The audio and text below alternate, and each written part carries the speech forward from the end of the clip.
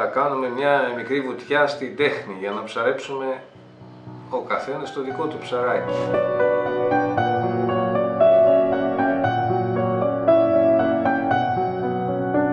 Η τέχνη προέρχεται από αρχαία ελληνική λέξη τίκτο, δηλαδή γεννάω κάτι καινούριο.